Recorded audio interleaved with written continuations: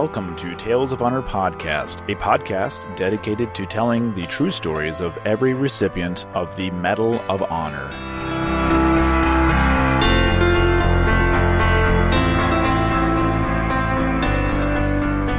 Hello everyone and welcome to another episode of Tales of Honor Podcast. This is the only podcast that dedicates every episode to telling the true stories of every Medal of Honor recipient.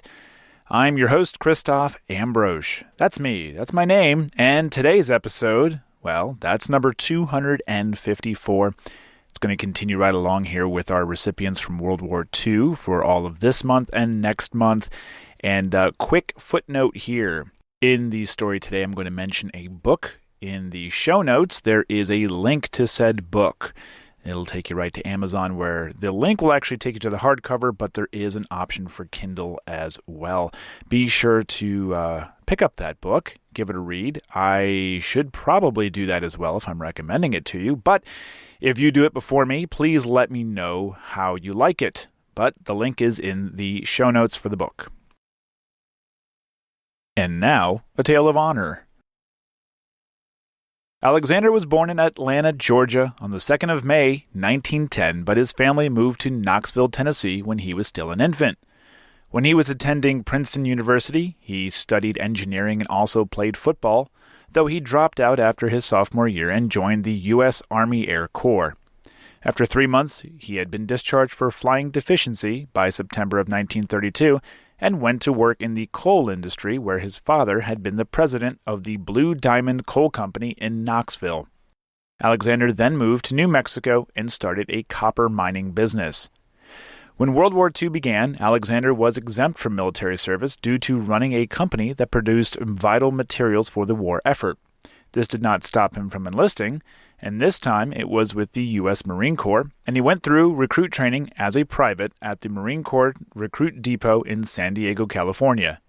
Soon after, Alexander was deployed to the South Pacific as part of a Marine Pioneer Unit, similar to an Army Combat Engineer Group. He fought in the Battle of Guadalcanal, and based on his leadership skills, he received a battlefield commission to second lieutenant in February of 1943. 9 months later, Alexander's leadership skills would be put to the test when he landed on the beach at Tarawa, and it was his actions that would not only cost him his life, but earn him the Medal of Honor. The citation reads, "For conspicuous gallantry and intrepidity at the risk of his life above and beyond the call of duty, as executive officer of the 2nd Battalion Shore Party, 8th Marines, 2nd Marine Division, during the assault against enemy Japanese-held Tarawa in the Gilbert Islands, 20 through 22 November 1943. Acting on his own initiative when assault troops were pinned down at the far end of Bedio Pier by the overwhelming fire of Japanese shore batteries, First Lieutenant Bonnyman repeatedly defied the blasting fury of the enemy bombardment to organize and lead the besieged men over the long open pier to the beach, and then, voluntarily obtaining flamethrowers and demolitions, organized his pioneer shore party into assault demolitionists, and directed the blowing of several hostile installations before the close of D-Day.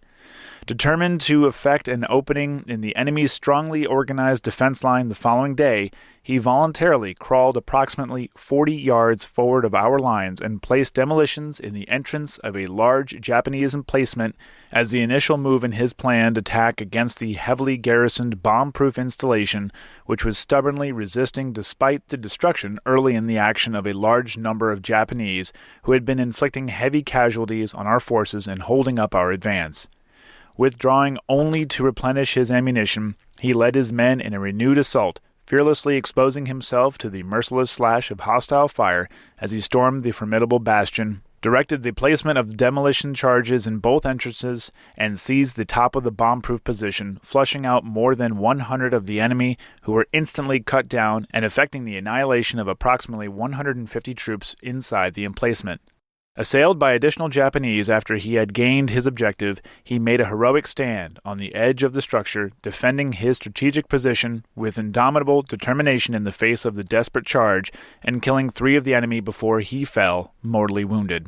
By his dauntless fighting spirit, unrelenting aggressiveness, and forceful leadership throughout 3 days of unremitting, violent battle, First Lieutenant Bonnyman had inspired his men to heroic effort, enabling them to beat off the counterattack and break the back of hostile resistance in that sector for an immediate gain of 400 yards with no further casualties to our forces in this zone. He gallantly gave his life for his country.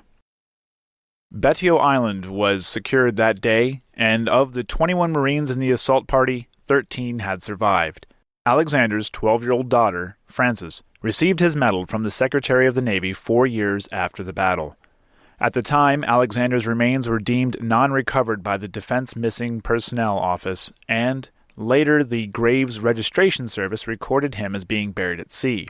Thanks to a Florida-based nonprofit called History Flight, Alexander's remains, along with 35 other Marines, were found in March of 2015 in a battlefield cemetery that's location had been lost by the end of the war. Alexander's grandson, Clay Bonnyman Evans, was volunteering with History Flight when his remains were exposed on the 28th of May, 2015. He went on to write a book, Bones of My Grandfather, Reclaiming a Lost Hero of World War II, which contains photographs of the recovery process.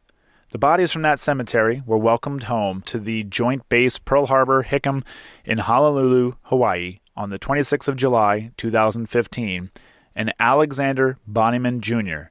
was returned home to Knoxville, where he was buried with full military honors and a missing man Marine Corps Cobra helicopter formation on the 27th of September, 2015. He is buried next to his parents and siblings in the Berry Highland Memorial Cemetery in Knoxville, Tennessee, Section 18. And that was a Tale of Honor.